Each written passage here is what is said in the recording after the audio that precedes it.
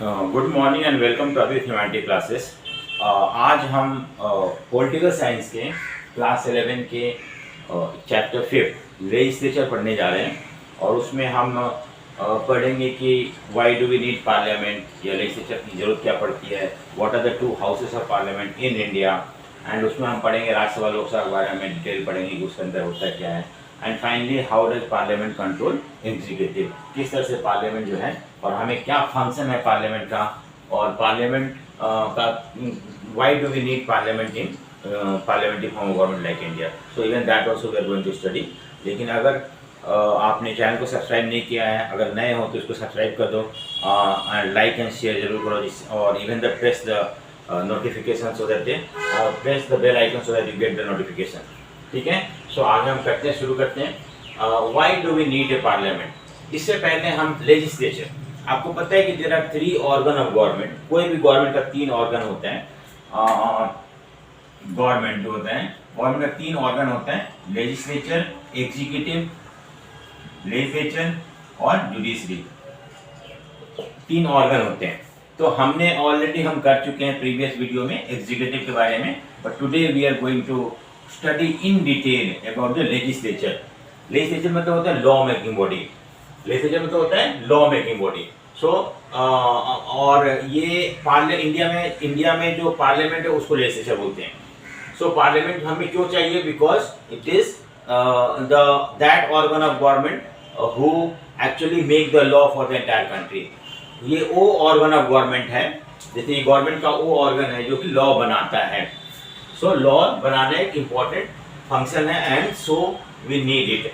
Next है centre of all the democratic political processes. देखो, आपको पता है कि डेमोक्रेसी में डिबेट होता है, डिस्कशन होता है, पार्लियामेंट में वॉकआउट होता है, then questions are raise against the government, government के खिलाफ क्वेश्चन वो पुट किया जाता है, और ये सब चीज़ जो होता है वो एक तरह से पार्लियामेंट में भी होता है। और पार्लियामेंट एक डिबेटिंग हाउस है जहाँ पे कि मिनिस्टर्स होते हैं from different constituency throughout the India, and they come and raise their problem in the parliament. अगर गवर्नमेंट कोई लॉ बनाता है तो उसके ऊपर डिस्कशन होता है। तो इस तरह से it is centre of all democratic political process. Next है लेजिस्लेचर मेक रिप्रेजेंटेटिव अकाउंटेबल। मैंने आपको बताया पहले कि अकाउंटेबल क्या होता है। अकाउंटेबल मतलब जवाबदेही, अकाउंटेबल मतलब आंसरेबल। अब क्या होता है ना कि हम, आपको पता है कि इंडिया डेमोक्रेसी है, डेमोक्रेसी में इलेक्शन 5 साल में, इंडिया में 5 साल में एक बार होता है, और हम 5 साल में एक बार लोगों को राइट मिलता है अपने रिप्रेजेंटेटिव को चुनने के लिए। And this is what how we participate in the democratic process. लेकिन एक बार हम चुन लेते हैं तो फिर हमें नहीं पता, हम उनको कुछ नहीं कर सकते हैं। Then who can ask them question? So it is the member of the parliament can ask question to the government who are there in parliament only, जो parliament में होते हैं उनसे क्वेश्चन पुट कर सकते हैं, उनसे आंसर डिमांड कर सकते हैं, और इस तरह से they make them accountable to the people, they make them accountable to the parliament। तो हम इस तरह से by putting question to them and sometimes they have to answer those questions, in this way हम उनको answerable करते हैं, कि आप जवाबदेही बनाते हैं, and that is called accountability on the part of the representative. So even for this also we need parliament. In most countries legislature losing central position in to executive. जैसे कैबिनेट, देखो आपको पता है कि आजकल जैसे पार्लियामेंट्री सिस्टम है, parliamentary system में आपको पता है कि अगर एक पार्लियामेंट होता है, और जैसे इंडिया है ये पार्लियामेंट है, पार्लियामेंट में 2 हाउसेस हैं, लोकसभा और राज्यसभा। अब लोकसभा के अंदर जिस पार्टी को मेजोरिटी मिलता है, जैसे 273 सीट जिसको मिलता है, वो सरकार बनाता है। और फिर ये पूरा लेजिस्लेचर है, लेकिन जो एग्जीक्यूटिव होते हैं, जो लोग prime minister, council of minister होते हैं, इन लोग जो होते हैं पूरा लेजिस्लेचर को कंट्रोल करते हैं। इन लोग डिसाइड करते हैं कौन सा लॉ बनाना है, इन लोग लॉ को पास करवाते हैं, because they have majority. It is they who decide what all thing will be discuss in the Lok Sabha और राज्यसभा। सो हम देखते हैं कि अगर मान लो कि पार्टी बहुत स्ट्रांग है, बहुत ज़्यादा मेजोरिटी मिला हुआ, उस सिचुएशन में हम ये पार्लियामेंट या लेजिस्लेचर का रोल जो कम हो जाता है, और एग्जीक्यूटिव जो होता है वो सारा पावर को एंजॉय करना शुरू कर देता है। तो ये है, तो cabinet initiate policy, set agenda, everything is done by cabinet only. And cabinet dictate its own terms and conditions because they have majority in the house. they have formed the government, and that is the reason why in today's parliamentary system अगर government जो है full majority मिला हुआ है तो उस situation में वो अपना टर्म्स एंड कंडीशन को डिक्टेट कर सकता है पार्लियामेंट में, और इस तरह से पार्लियामेंट का जो इम्पोर्टेंस है वो पहले से कम होने लगा है अगर ऐसा है तो ये था कि why do we need parliament. Next है कि आपको पता है कि इंडिया में या बहुत सारे कंट्री में ऐसी बात नहीं, even if you go to England there are two houses in the parliament, even India also we have 2 houses in the parliament. हमारा लोकसभा और राज्यसभा 2 हाउसेस हैं, लेकिन आप देखो 2 हाउसेस की जरूरत क्या पड़ती है इंडिया में। सिर्फ सेंटर में नहीं, इवन स्टेट में भी 2 हाउसेस हैं, बहुत सारे कुछ स्टेट में 2 हाउसेस हैं। तो व्हाई 2 हाउसेस, हमें क्यों चाहिए 2 हाउस? देखो इंडिया में लोकसभा जो है और राज्यसभा ये 2 हाउसेस हैं यूनियन पार्लियामेंट में। सेंटर में जो पार्लियामेंट है वहाँ पे 2 हाउसेस हैं, और लोकसभा को हम हाउस ऑफ पीपल बोलते हैं। इसका भी कारण है क्योंकि वहाँ पे जो लोग चुन के जाते हैं, जो लोग उन पर चुन के जाते हैं उनको लोगों ने चुना हुआ है। So they actually represent the people directly, because people directly elect representative and send them to Lok Sabha. In this way, Lok Sabha जो है that is directly represented by people, and that is by House of People. राज्य सभा council of state. आपको पता है कि India में India federalism है। इंडिया फेडरलिज्म में तो होता है कि बहुत सारे स्टेट्स हैं इंडिया में, और हर स्टेट जो है कुछ रिप्रेजेंटेटिव जो होते हैं कुछ लोगों को चुन के भेजते हैं, और इसीलिए हम इसको काउंसिल ऑफ स्टेट बोलते हैं। स्टेटों का काउंसिल है ये। यहाँ पे जो मेंबर होते हैं ना, they are sent by state legislature and they discuss, so that is why they are called council of state. दूसरी चीज के अंदर है कि स्टेट में वही है, बाई कैमरल है, कहीं पे यूनिकैमरल है। कुछ स्टेट में पहले जो था बिहार में, जम्मू एंड कश्मीर, अब जम्मू एंड कश्मीर हट गया है। यूपी, महाराष्ट्र, कर्नाटक में बाई कैमरल। बाई कैमरल मतलब क्या होता है? जहाँ पे कि 2 हाउसेस होते हैं, 2 चैम्बर होते हैं पार्लियामेंट में या लेजिस्लेचर में। अगर मान लो कि यहाँ पे लोकसभा राज्यसभा, तो there are 2 chamber, 2 houses. Lok Sabha एक अलग हाउस है, राज्यसभा एक अलग हाउस है, so that is called bicameral. और यूनिकैमरल मतलब एक ही होता है। जैसे इंडिया में कुछ स्टेट में मणिपुर हो गया, असम हो गया, वहाँ एक ही हाउस है, लेजिस्लेटिव काउंसिल है, और उस तरह से वहाँ पे एक लेजिस्लेटिव असेंबली है, और वो since there is only one house that can be called as a unicameral cameral. So uni मतलब सिंगल होता है। अगर कोई भी कंट्री में पार्लियामेंट में एक ही हाउस है तो उसको हम यूनिकैमरल बोलते हैं। अगर 2 हाउसेस है दैट इज कॉल्ड बाइकैमरल। सो इसका एडवांटेज क्या होता है? So why some country adopt bicameral legislature, why some country adopt or want to have 2 houses in the parliament? उसका एडवांटेज है, एक तो अगर कंट्री बहुत बड़ा है, मान लो कि बहुत बड़ा कंट्री जैसे इंडिया जैसा कंट्री हो गया, यहाँ पे आपको पता है कि बहुत सारे डिफरेंसेस हैं, बहुत सारा differences on the basis of language है, कल्चर है, उसके बाद और भी रिलीजन के बेसिस पे है, और तो कास्ट के बेसिस पे है। तो इस डिफरेंसेस को और इतना बड़ा साइज ऑफ इंडिया को रिप्रेजेंट करने के लिए एक हाउस सफिशिएंट नहीं है, and that is the reason why we have created 2 houses where Rajya Sabha can represent the state और लोकसभा पूरा इंडिया को रिप्रेजेंट कर सकता है। उसी तरह से एवरी डिसीजन रिकंसिडर्ड। अब देखो क्या होता है ना कि अगर मान लो एक ही हाउस होता है, कोई लॉ एक ही हाउस में डिस्कस करके पास करके लॉ बना देंगे, तो हो सकता है जल्दीबाजी में अगर कोई लॉ बनाया जाता है और अगर वो लॉ सही नहीं निकला तो उसका रिपरकशन या उसका इफेक्ट जो है लोगों पे एडवर्स हो सकता है। इसलिए 2 हाउस मतलब पहले यहाँ डिस्कस होगा, then it will go to the other house, वहां भी डिस्कसन होगा, and finally it will be sent to the president for signature और एसेंट, और पास होकर लॉ बन जाएगा। तो 2 जगह डिस्कस हो रहा है, that is called every decision is reconsidered twice, and हम ये सोचते हैं कि अगर कोई चीज 2 बार रिकंसीडर किया जाता है तो जो डिसीजन निकलता है वो रिफाइंड होता है, बेटर होता है, और इसलिए हमें ये भी एक एडवांटेज है बाइकैमरल लेजिस्लेचर। उसके बाद आपको less burden on one house. अगर मान लो कि एक ही हाउस है तो सारा काम उसी हाउस को करना पड़ेगा, एंड इस सिचुएशन में दैट हाउस में बी ओवर बर्डन। सो हमें क्या करना है कि in India we have 2 houses, तो some work can be discuss और debated in one house, in some can be done in other house. In this way no house can feel overburden, क्योंकि there are 2 houses in India, so that also reduce the burden if there are 2 houses. तो ये सारे advantage है हमारा parliament में 2 houses होने का। अब आता है हमारा कि 2 हाउसेस इंडिया में जो है वो कौन कौन से हैं। आपको पता है कि राज्यसभा और लोकसभा है। पहले हम देखते हैं राज्यसभा के बारे में कि राज्यसभा क्या है। राज्यसभा जो है रिप्रेजेंट द स्टेट। आपको पता है ना कि इंडिया एक फेडरलिज्म है, फेडरलिज्म में तो दो लेवल ऑफ गवर्नमेंट है, एक सेंट्रल गवर्नमेंट है, स्टेट गवर्नमेंट है। तो स्टेट गवर्नमेंट को रिप्रेजेंट करता है राज्यसभा। एक्चुअली राज्यसभा में जो भी मेंबर होते हैं ना, दे आर सेंड, वो लोग, these members are actually nominated by the member of legislative assembly.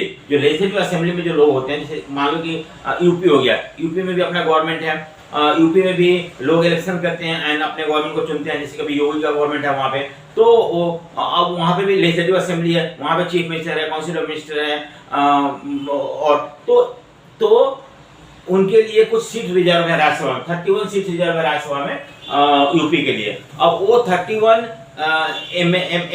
MP को जो स्टेट लेजिस्लेचर जो कि लोगों ने ऑलरेडी चुन रखा है, वो लोग चुन के भेजते हैं, और इस तरह से indirectly member of parliament that is Rajya Sabha are send by the state legislature, and that is why हम बोलते हैं कि जो राज्यसभा में जो भी मेंबर होते हैं ना, वो स्टेट रिप्रेजेंट करता है, स्टेट को रिप्रेजेंट करता है, स्टेट भेजते हैं उसमें।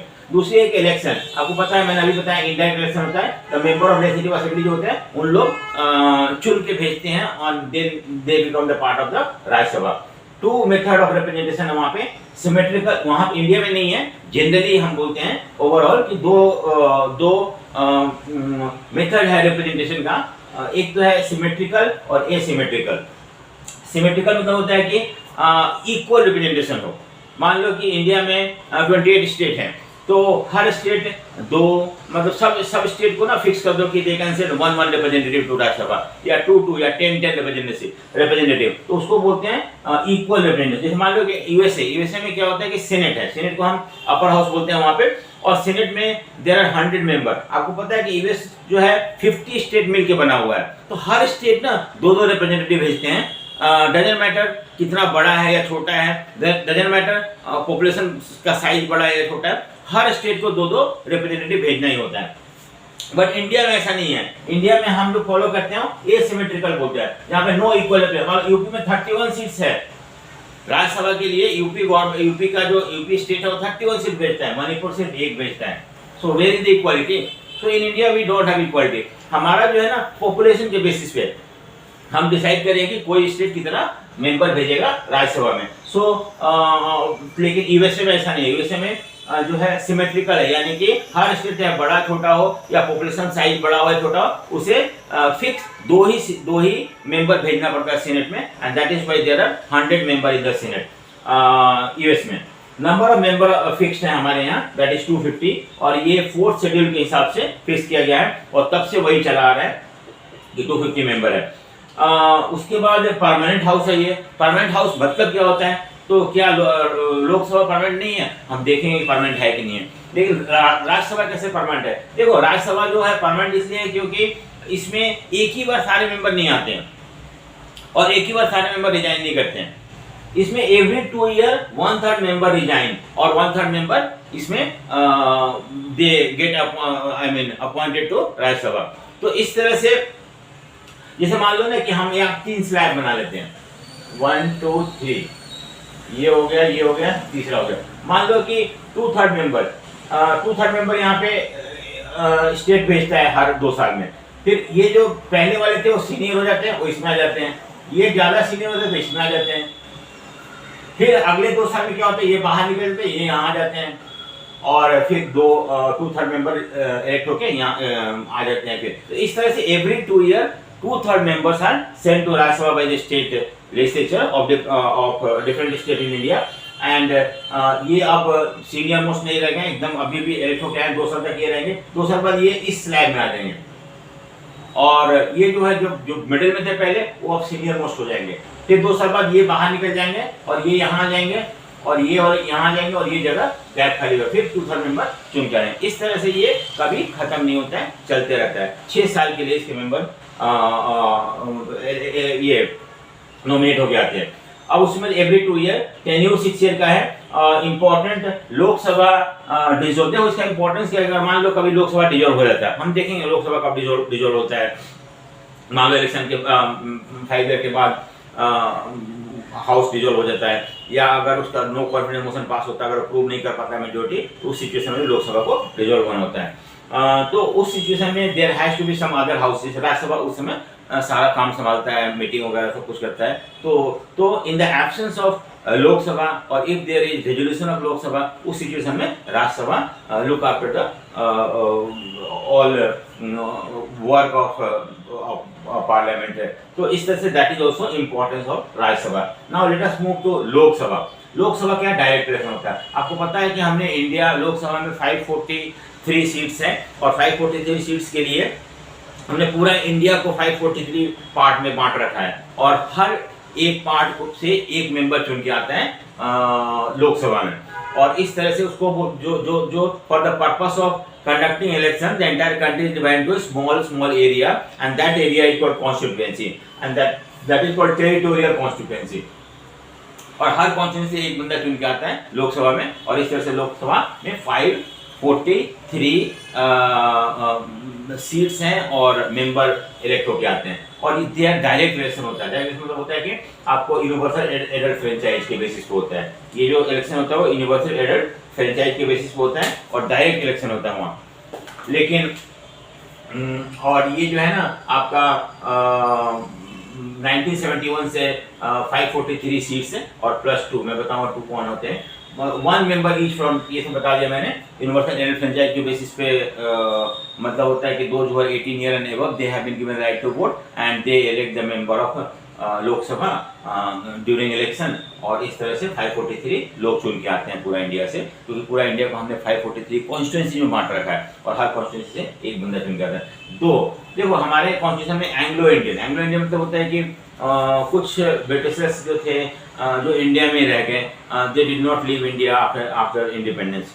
हाँ, तो ऐसे लोग को हम एंग्लो इंडियन बोलते हैं। तो अगर मान लो कि एंग्लो इंडियन, अगर मान लो कि कभी ऐसा है कि एंग्लो इंडियन अगर इलेक्ट होके आते हैं तो कोई बात नहीं है, लेकिन अगर क्योंकि because they are in minority and there is less chance of this community to be represented in Lok Sabha, उस सिचुएशन में एंग्लो इंडियन कम्युनिटी से 2 मेंबर को प्रेसिडेंट नॉमिनेट कर सकता है एंड वो 2 मेंबर होते हैं ये एंग्लो इंडियन। ठीक है, तो टेन्यूर जो है 5 साल के लिए होता है, लेकिन कोई फिक्स नहीं है। देखो लोकसभा जो गवर्नमेंट है वो 5 साल तक के लिए चुना जाता है, लेकिन अगर वो in between if it loses majority तो उस समय उसे रिजाइन करना पड़ता है और लोकसभा डिसॉल्व हो जाता है। तो in order to remain in power government has to have majority in the house, उसे मेजोरिटी होना जरूरी है। 273 सीट्स का सपोर्ट होना चाहिए। अगर एक भी कम होता है सरकार गिर जाता है और हाउस डिसॉल्व हो जाता है। तो हो सकता है कि पहले भी हट जाए, लेकिन अगर सब ठीक चल रहा है तो 5 साल का उसका मैक्सिमम टेन्योर होता है। तो ये हो गया लोकसभा राज्यसभा के बारे में। Now let us move to another topic. That topic is why do we need parliament, या फंक्शन ऑफ पार्लियामेंट क्या क्या होता है। पार्लियामेंट का क्या फंक्शन है? सबसे पहला फंक्शन है लेजिस्लेटिव फंक्शन। लेजिस्लेटिव फंक्शन मतलब लॉ मेकिंग फंड। आपको पता है कि पार्लियामेंट क्या करता है? लॉ बनाता है। So law making is one of the most important function of parliament. It make laws. Parliament आपको पता है कि इंडिया में 3 लिस्ट है। 3 लिस्ट है, एक यूनियन लिस्ट है, स्टेट लिस्ट है और कंकरेंट लिस्ट है, और रेसिड्यूरी पावर है।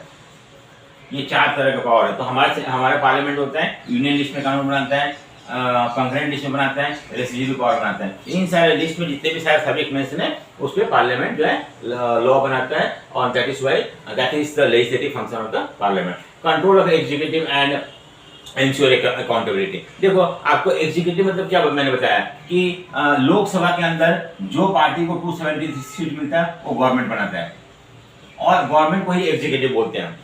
और पार्लियामेंट जो है, पार्लियामेंट तो लोकसभा पूरा हो गया या इवन राज्यसभा, इन लोग क्वेश्चन पुट कर सकते हैं गवर्नमेंट से, और क्वेश्चन पुट करके उनको they can make them accountable. उनको हम जवाबदेही बनाते हैं कि उन्हें जवाब देना पड़ेगा। नहीं दे रहे यानी कि government is not working efficiently, वो अपना काम अच्छे से नहीं कर रहा है। सो दिस में have impact on the next election. तो इस तरह से जो पार्लियामेंट के मेंबर होते हैं other than the government, they can pressurize the government to do the work whatever they had promised during the election. Election में जो promise कर रहा था उसके बारे में pressurize कर सकते हैं। तो इस तरह से government को control करते हैं और make sure that they are accountable to the people. और उन्होंने जो जो promises किया था election से वो पूरा कर रहे हैं, नहीं कर रहे हैं तो such questions are raised in the parliament and thereby government is criticized by the opposition party. तो ये भी है accountability. फाइनेंशियल फंक्शन मतलब आपको पता है कि गवर्नमेंट 1 रुपया भी खर्चा नहीं कर सकता। Government can not even spend even single rupee without it has been sanction by the parliament. जब तक पार्लियामेंट बजट के थ्रू सरकार को पैसा सैंक्शन नहीं करता है, गवर्नमेंट एक can not spend even 1 rupee also. So this is 1 रुपया भी खर्चा नहीं कर सकता है। So this is called parliament और legislature control over government financial. कोई एक बजट पास करता है, बजट को डिस्कस करता है, कोई डिमांड है गवर्नमेंट का with regard to money, even that is thoroughly discuss in the parliament, budget session होता है। So through that also parliament control the government. Financial function है उसका। रिप्रेजेंटेटिव फंक्शन मतलब आपको पता है कि पार्लियामेंट क्या है, एक रिप्रेजेंटेटिव हाउस है। It represent state, Rajya Sabha, it represent the entire country, Lok Sabha. So for the purpose of conducting election हमने कॉन्स्टिट्यूंसी बांट रखा है और हर कॉन्स्टिट्यूंसी से एक रिप्रेजेंटेटिव आता है और इस तरह से ये एक representative that is the representative function of the parliament की। वो अलग अलग सेक्शन के लोगों को, अलग अलग रीजन के, अलग स्टेट के लोगों को रिप्रेजेंट करता है और वहाँ को अपना जहाँ के भी रिप्रेजेंटेटिव वहाँ के प्रॉब्लम को लेके आते हैं और डिस्कस करते हैं। नेक्स्ट है हमारा डिबेटिंग फंक्शन। आपको पता है कि इंडिया में पार्लियामेंट होता है एक प्लेटफॉर्म है जहाँ पे कि डिबेट होता है, डिस्कशन होता है और वहाँ पे हर इश्यूज को, मान लो करंट इशू है उसके ऊपर डिबेट होता है, गवर्नमेंट का कोई एक्शन है उसके ऊपर डिबेट होता है, डिस्कशन होता है और everybody take part into debate and discussion. So this is also debating house. Next है हमारा कि कॉन्स्टिट्यूएंट फंक्शन। आपको पता है कि इंडिया में कॉन्स्टिट्यूशन जो है वो अमेंड हम कर सकते हैं और ये अमेंड करने का पावर जो है आपके यहाँ पार्लियामेंट को है और इस तरह से पार्लियामेंट अमेंड करता है। So that is also one of the function of parliament that it can amend the constitution if any changes is needed in the constitution. That is also a function of parliament. Then election function. आपको पता है कि India में president और vice president होता है ना, उसको चुनने के लिए एक इलेक्टोरल कॉलेज बनता है और इलेक्टोरल कॉलेज में जो elected member of Lok Sabha, Rajya Sabha and state legislature they become the part of this electoral college. और ये इलेक्टोरल कॉलेज का मेन फंक्शन क्या है कि प्रेसिडेंट और वाइस प्रेसिडेंट को चुनना और इस तरह से इलेक्शन फंक्शन भी उनका होता है कि they elect president vice president. Finally हम जुडिशियल फंक्शन। जुडिशियल फंक्शन मतलब पता है क्या होता है कि देखो यहाँ पे consider proposal for the removal of president, vice president, जज of supreme court, high court. अगर मान लो कि आपको पता है कि प्रेसिडेंट, वाइस प्रेसिडेंट या जज of supreme court, high court को हटाना होता है तो उस सिचुएशन में हमें इम्पीचमेंट के थ्रू हटा सकते हैं। एक प्रोसीजर है और उस प्रोसीजर में क्या होता है कि अगर मान लो हमें प्रेसिडेंट को हटाना है तो एक प्रोपोजल हमें किसी हाउस में लेकर आना पड़ेगा। वो proposal need to have the support of 1/10 of the member. Then हटाने का जो प्रोसेस शुरू होगा जब एक हाउस में डिस्कशन चल रहा है तो दूसरा हाउस सिट एज ए जज और अगर उस हाउस में चल रहा है तो next house sit as a जज और in this way even for the removal of president, vice president और सुप्रीम कोर्ट और हाई कोर्ट के जज में भी Parliament play important role and that function is called judicial function of the parliament or legislature. ठीक है? So these are the topic that we have covered. Next video में we'll try to cover the chapter. So hope you have understood everything. हमने यहाँ पे parliament के बारे में पढ़ा, लोकसभा, राज्यसभा के बारे में पढ़ा, बाईकैमरल लेजिस्लेचर, यूनिकैमरल क्या होता है, सिमेट्रिकल, एसिमेट्रिकल क्या होता है, राज्यसभा कैसे बना हुआ है, क्या कॉन्स्टिट्यूट करता है, क्या उसका और फाइनली हमने लोकसभा के बारे में फंक्शन ऑफ पार्लियामेंट पढ़ा। So hope you have understood and अगर आपको समझ में आए तो वीडियो को लाइक करो, शेयर करो और सब्सक्राइब भी करो, उसको बेल आइकन भी प्रेस करो जिससे कि आपको नोटिफिकेशन मिलता रहे। So thank you.